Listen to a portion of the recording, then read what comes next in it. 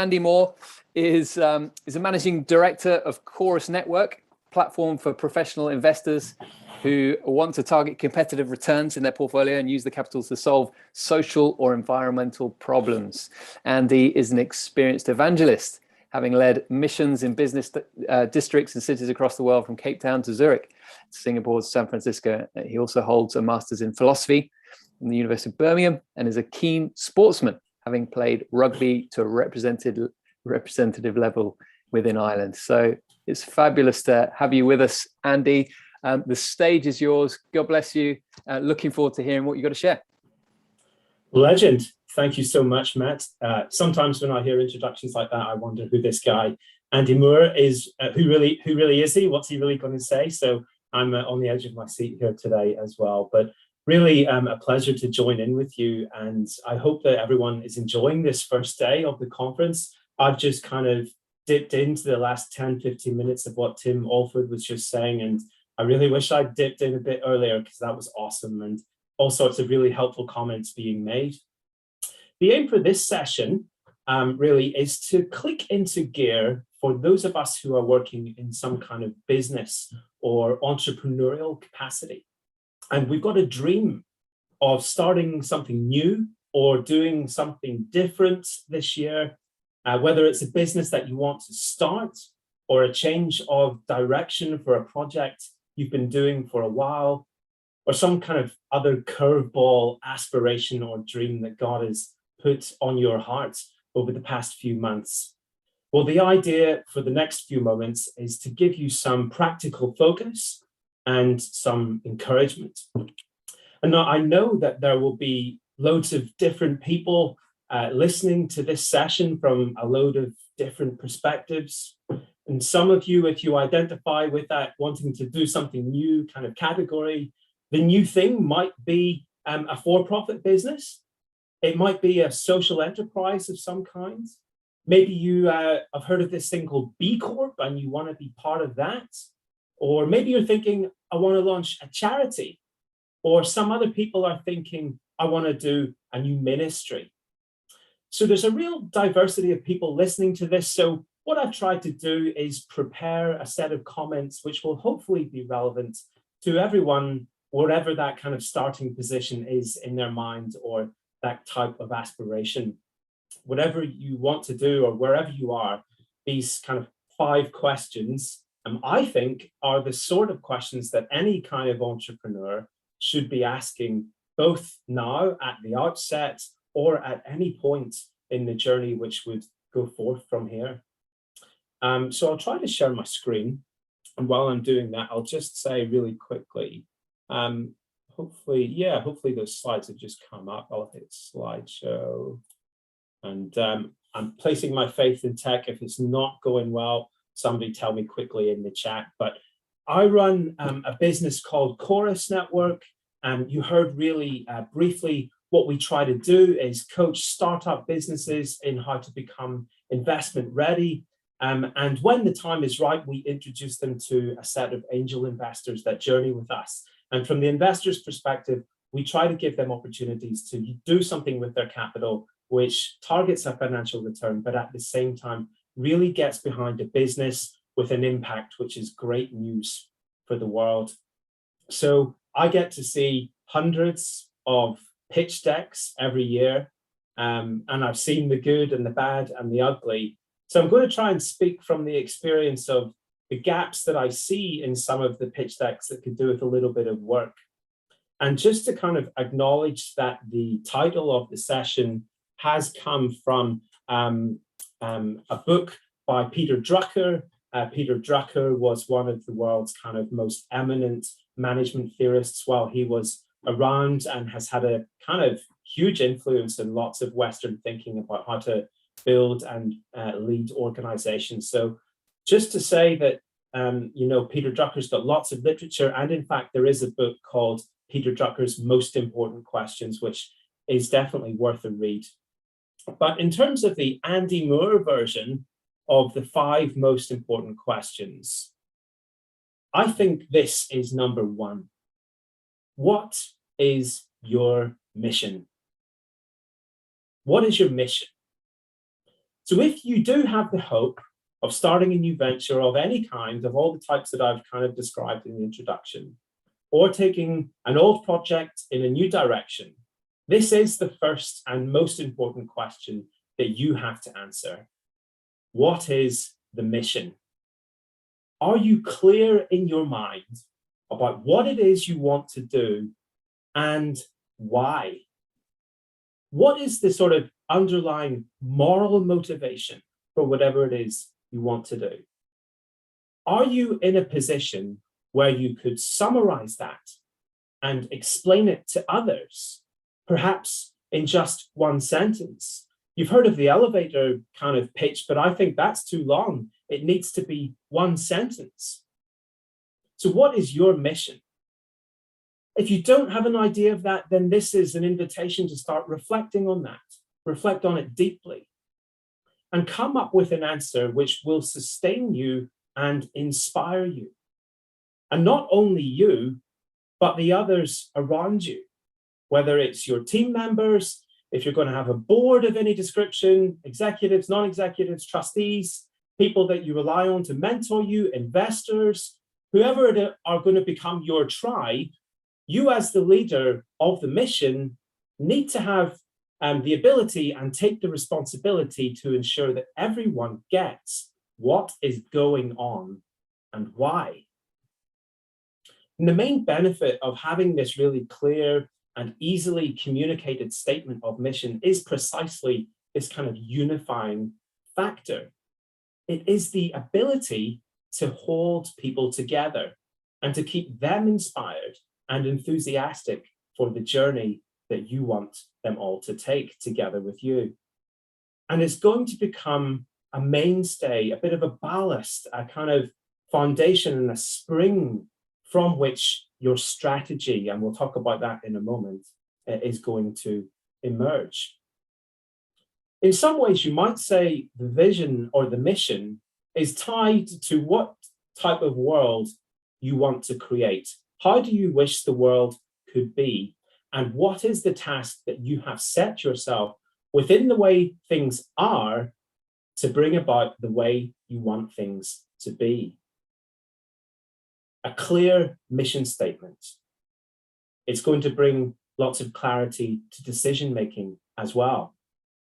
Because the reality is, as soon as you start a business or a charity or a mission, or try to change what you've been doing, there's going to be 10 million different ways to compromise the mission in the long term for the sake of different kinds of short-term gains or wins or practical kind of compromises.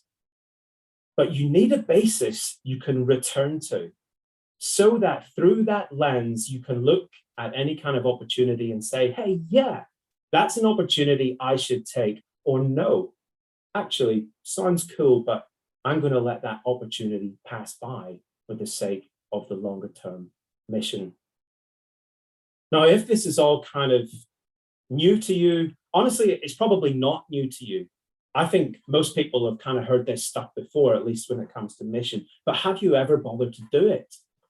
That's the question. And if it seems like a bit of a kind of aimless thing, like where do you really begin? And it's a little bit intimidating, then my key piece of advice would be to start with the problem that you take your new thing to be solving. What is the need for what you want to do? Who are the real people in the real world who will really value what it is that you want to offer? And why is that a problem worth overcoming? If you can't think of a problem or a need or a set of people in the real world who will really benefit from this idea, then the chances are that it's not a viable business or a charity or ministry. Some people want to start a business or some kind of venture because they want to start a business or a venture. So it's predominantly something driven by what's inside them. Or when we start to look for our ideas of mission, we kind of just look internally. But that isn't the right way around. That's actually doomed to failure. We've got to find the problem in the world out there. and then define the sense of moral motivation that's arisen within you to solve it. So maybe you're a young mother and you've thought of a product that other young mothers might value and want to buy. Or maybe you're a charity and you want to alleviate some systemic aspect of poverty. Or maybe you're a ministry and what you want to do is reach teenagers, and we've just kind of heard a talk which was about that in a new evangelistic way. These are all things that God might have stirred on your heart. But the first question is, what is your mission? What is the new type of world you want to see, and why are you morally driven to bring it into being? You've got to ask yourself this question now and keep it under review. Craft an answer that will inspire you and others and protect against mission drift, because you will have lots of clarity for decision making. And to make a start, find the problem. Find the problem that your venture is going to help solve, and the real people in the real world who will value that.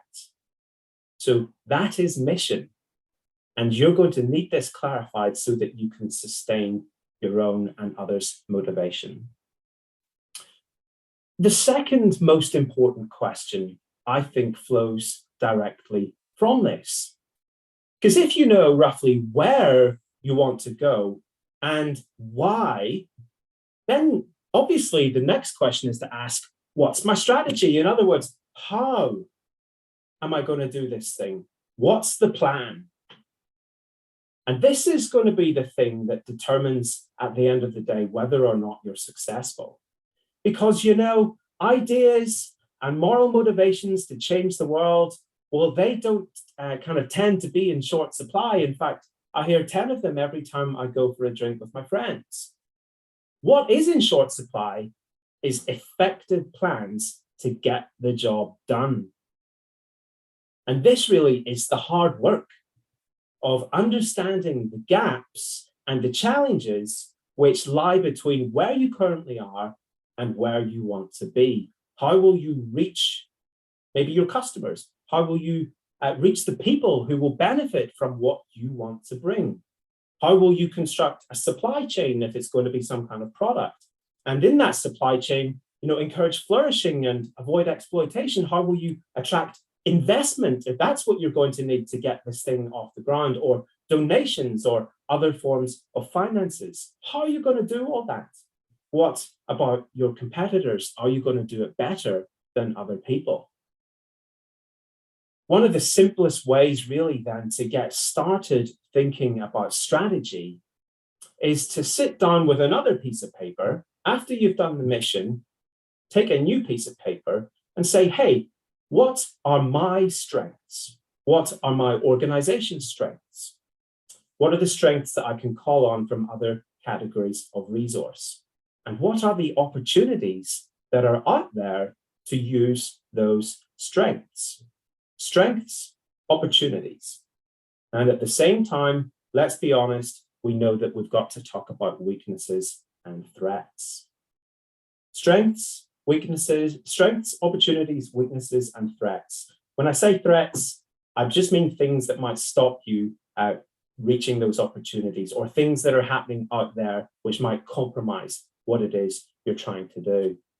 Now, maybe, oh, I forgot I had this one. There's a man in an igloo who's really cold. He doesn't want to be there. He wants to be on the beach drinking a nice pina colada. So he needs a strategy to get from where he is to where he wants to be. But how's he going to do that? He needs to do a SWOT analysis, which is what I've just described. Strengths, weaknesses, opportunities, and threats. Sit down and just reflect on all of those things as they relate to what you have and where you want to be. And when you're doing it, here are a few areas that you can maybe consider.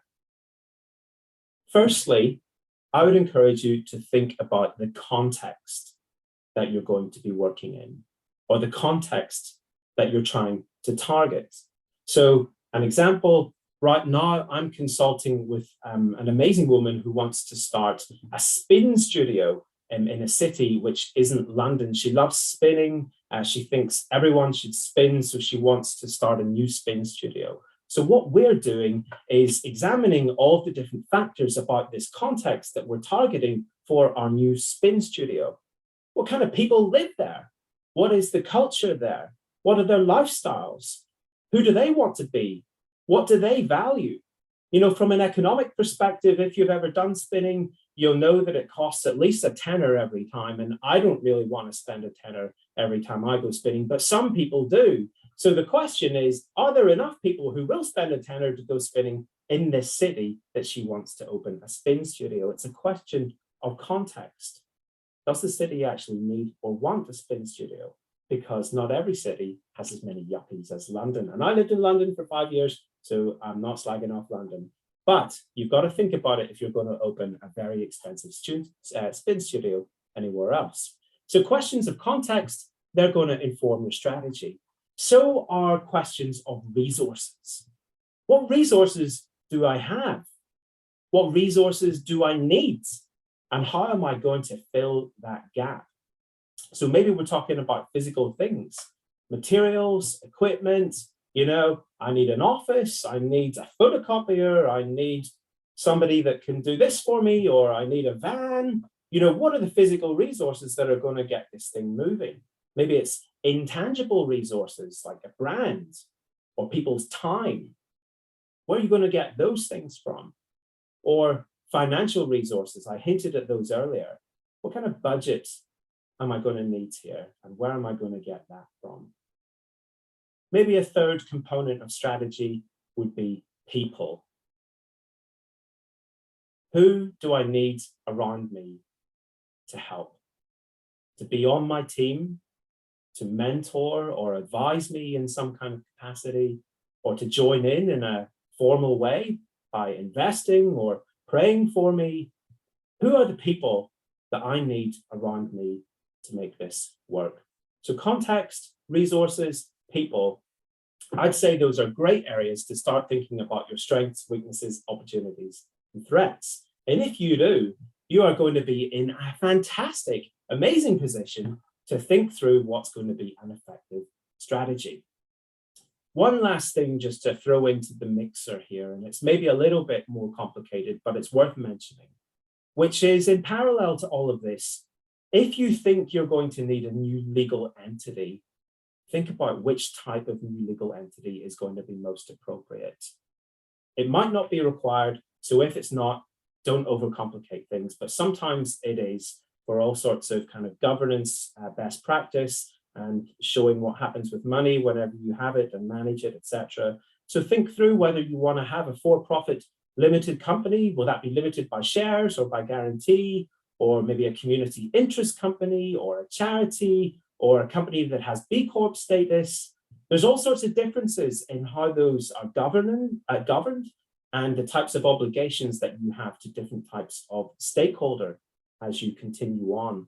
And whilst you can always change things further down the line, it's going to be much more of a headache to do it then, rather than kind of just get it right at the beginning. So maybe have a think about that. If you want to have a brand, then don't get caught out without a trademark. £170, just pay it to the Intellectual Property Office, get yourself a trademark, and that will protect you from that point onwards. Loads of reasons why that's important. But the third question is this one. How will you measure results? So we've talked about your mission, we've talked about your strategy. I think thirdly, and most importantly, this one, how will you measure results? How are you actually going to keep a track of what's going on so that you know whether you've achieved what you set out to do, or whether you kind of need to adapt your strategy at some other point down the road? Now, one reason why it's worth thinking about those different types of legal entity I've just mentioned is precisely because the results are measured in a different way according to that type of thing. And the measure for success for a for-profit business is going to look a bit different to the measure of success for a charity. Not that one is in any way better than another, but they are just different.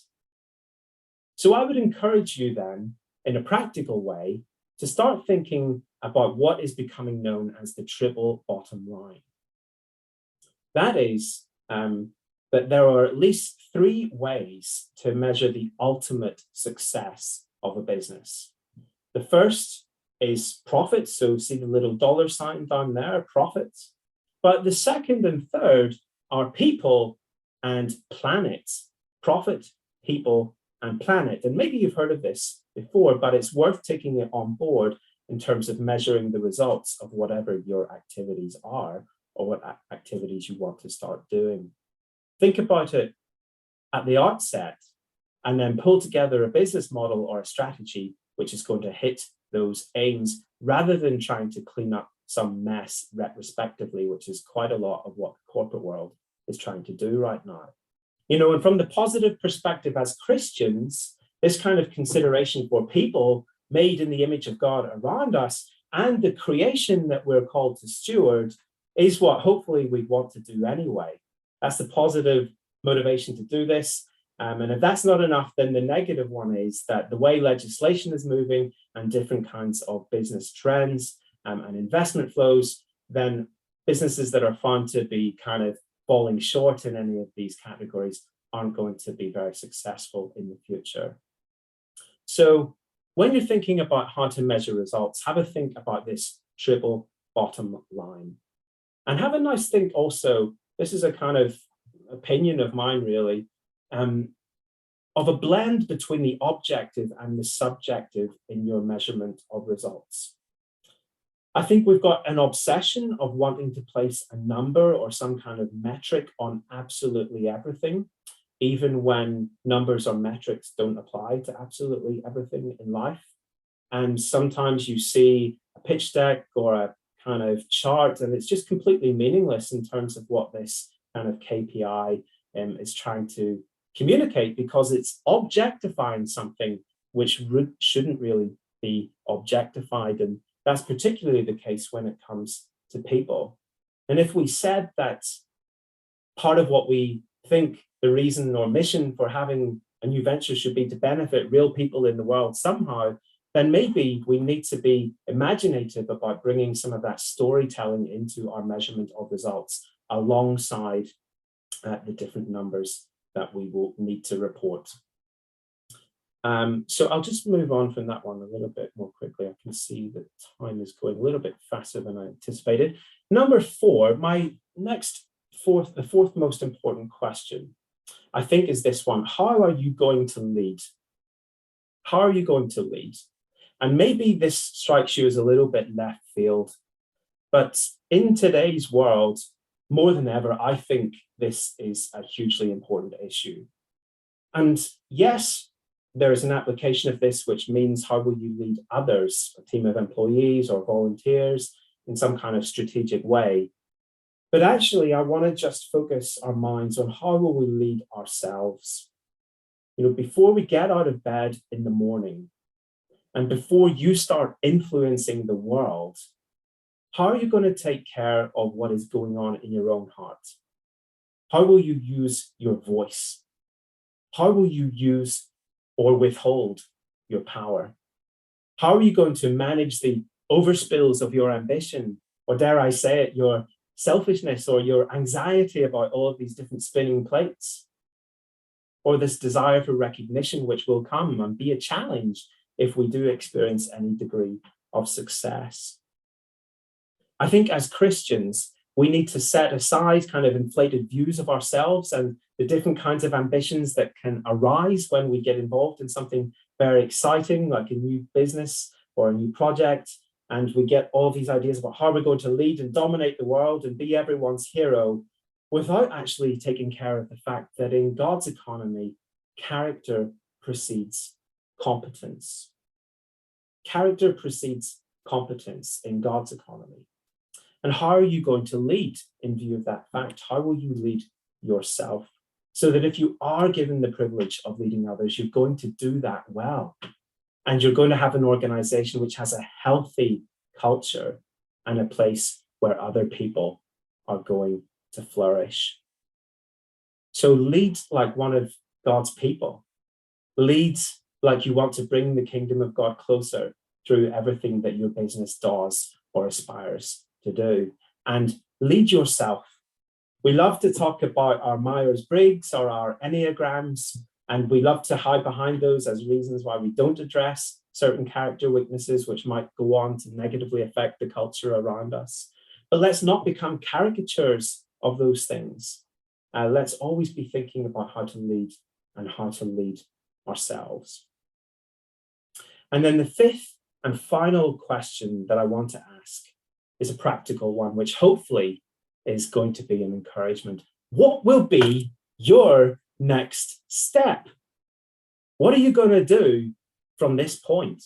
After this talk or at the end of this conference, what are you going to do? You know, something about me is I probably love stationery a little bit too much. So I kind of love a good notebook. I love a good pen. And so when it came to New Year, that only meant one thing for me, which is I need a brand new notebook. 2022, new notebook. It's going to be clean. It's going to be crisp. I'm going to keep this really nicely. So I bought myself one of those really fancy black and red notebooks. For some reason, it felt like spending a tenner on a notebook was justifiable. And it arrived from Amazon just on the day that I was beginning to scribble some thoughts together to write this talk. And I felt when I opened this package that God must have gone ahead of us here. Because here's what it said on the front cover of my new notebook. The first step is to take one. I thought, wow, that's interesting. I was thinking of saying something along those lines to this wonderful group of people that I'm speaking to on Wednesday. And then I opened the notebook to the next page. Guess what it said in there? The secret of getting ahead is getting started. Now, that's a quote by Mark Twain. So maybe as Christians, we're looking for something a Christian might have said, maybe something a little bit more spiritual. The notebook nailed it again on the next page. St. Francis of Assisi. Start by doing what's necessary and then do what's possible. And suddenly you are doing the impossible.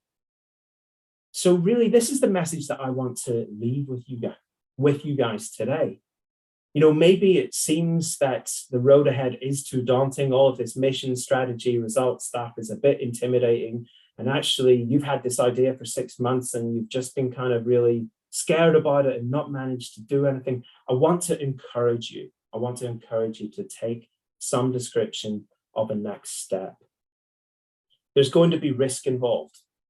The first principle of business or any kind of new venture is risk. And do you know why that is? That's because the world doesn't tend to want to redeem itself. The world doesn't tend to want to fix its problems. The world doesn't tend to want to evangelize itself.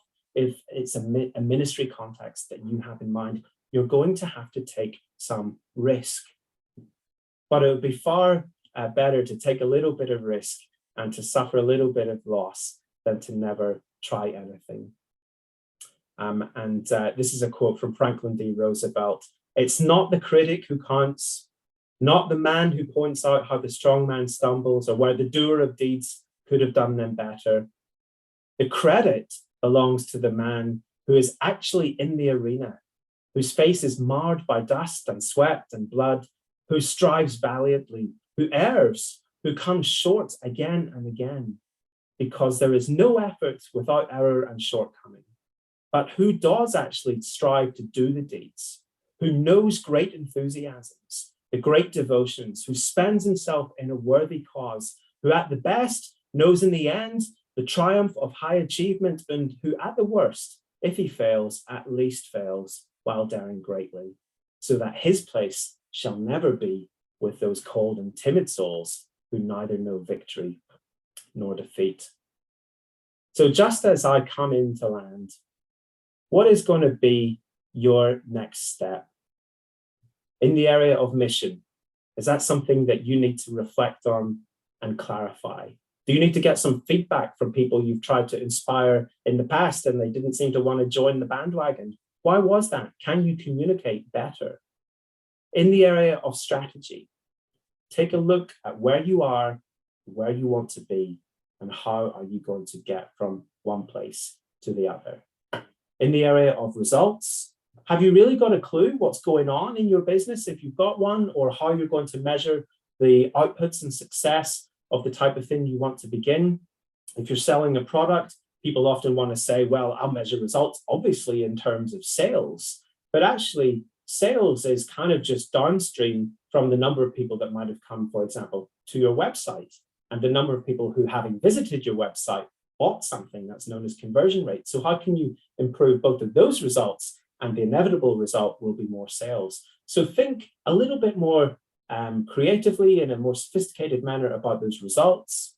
And then ask yourself, how will you lead? How will you lead yourself? And how will you lead others? Finally, then, what's going to be your next step? So hopefully, I've managed to finish just on time. And if we do have time, I'd love to take some questions, but back over to you, Matt. Andy, what a real treat. Thank you so much for sharing that. Such great content, loads and loads to think about in there. We're really grateful to you for the preparation and time that you put into this and for delivering it today. We've got some comments. Just encourage people that are listening, do post some questions if you have particular questions you want to ask Andy while he's with us here right now. But I love those 5 questions around mission. What is your mission? Maybe that's something we need to clarify. Strategy. Maybe that's something about we need to do a bit of work on. Results, you said, or also how we're going to lead, and also thinking about what are the next steps that we need to take. And I'm just thinking maybe, Andy, I could ask you in terms of your work and the landscape, especially thinking about the last couple of years and what 2022 is going to look like for your own context and your own sphere. How, what are the particular challenges, the particular questions you're going to be asking this year? Great, thanks, Matt. Well, for me, I'm in that category of measuring results, because you could say in my business, the result is inevitably the number of people that are successfully investing in some of the ventures that I work with. But actually, that's a function of the number of investors that I'm speaking to. And that's a function of the marketing that I'm doing. And honestly, to tie that in with some of the areas of strategy that I talked about, I'm pretty weak when it comes to marketing. I know that I need some help. So I'm thinking through a strategy about how to get the word out about what Chorus Network is doing, which might attract some more investors into our pipeline, which might then bring some more visibility of the deals that we want to offer them. So we're thinking a little bit about that. We're also considering whether, based on some of the feedback that we've had, that a little bit more diversification is what some investors might want to see. So instead of investing in one particular venture or one particular company, they want to maybe put it into a kind of portfolio of them. And is there a way that we might be able to develop a product like that? So that kind of continuous feedback loop of thinking, well, our mission last year was to secure lots of individual investments. Should we evolve that a little bit now to respond to some of the feedback that we've been getting to produce a more diversified product? Selena's asked a question. I wonder, Selena, whether you could just clarify it a little bit more. It's about measurement. And if you want to ask, maybe could you just rephrase it just so we can make sure that we get to the essence of what you're asking while Andy's with us. But Andy, just in the meantime, I just wondered whether you might be able to share a little bit about how you make sure that faith and the Lord is central to your business, to your work. Maybe there's a number of strategies that you found really helpful in doing that. Can answer that kind of at the high level, like mission kind of vision level, and then the kind of personal day-to-day level. At the mission vision level, the particular type of business that we work with are what's referred to in the industry as impact business.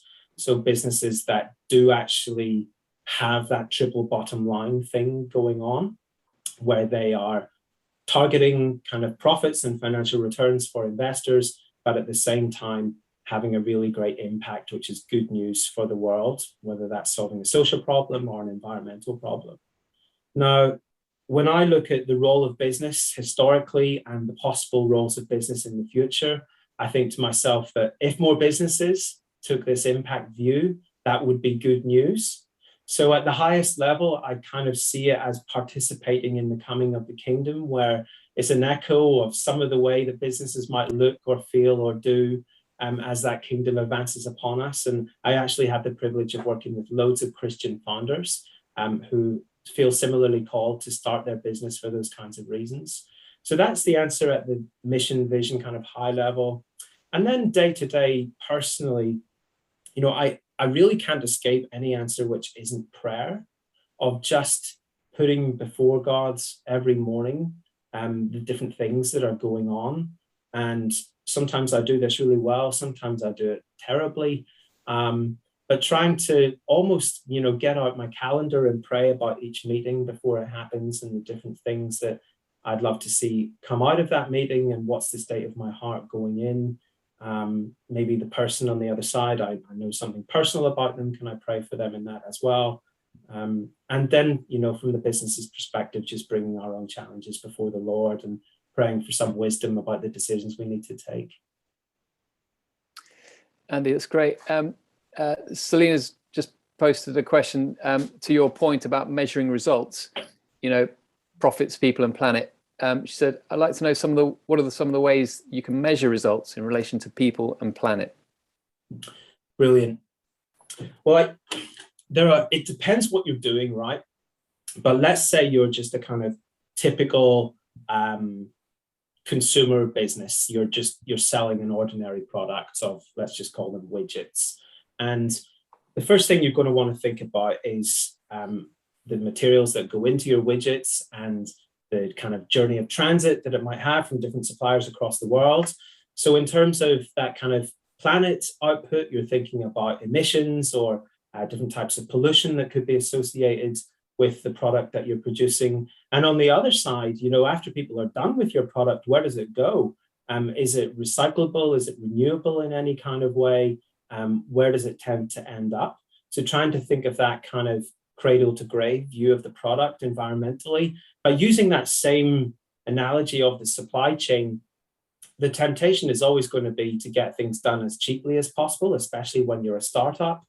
And in reality, sometimes the margin that we create in the West is generated, you know, at the expense of workforces and people that are exploited, you know, in places that we can't really see or we don't really know about. And there are, you know, loads of kind of tech-enabled ways and different kinds of consultants that can help with working out what are some of the people impacts of manufacturing processes. But more directly, it might be just in terms of your employees and the people that you're working with. And some of the best practices exist around kind of tracking people's flourishing and sense of wellness at work. You know, these are just things that we can't ignore if we want to be an organization that's good news for the world. And we've got to believe that in God's economy, when these things are all tied together, you know, there's going to be a kind of virtue and a flourishing that he will bless, even if it means taking some kind of courageous decisions, which in the short term, dare I say it, might compromise profit. But my conviction is somebody who works in this area of impact, that in the long run, that will not be a compromise that needs to be taken. Oh, Andy, it's just packed full of great insights and takeaways. I'm really so grateful to you, Andy, and we're also grateful to you for spending some time with us today. What are you up to the rest of the day? Well, I'm going to grab a train, head down to London. I'm speaking to you from just north of Oxford, and I've got a friend who's just opened an exhibit at the O2 Arena, so I'm going to go check that out, and he's going to buy me some dinner. Well, enjoy, Andy, and Andy Moore, everyone. This is Andy Moore. So grateful to you, Andy. God bless you. Have a great afternoon. See you soon.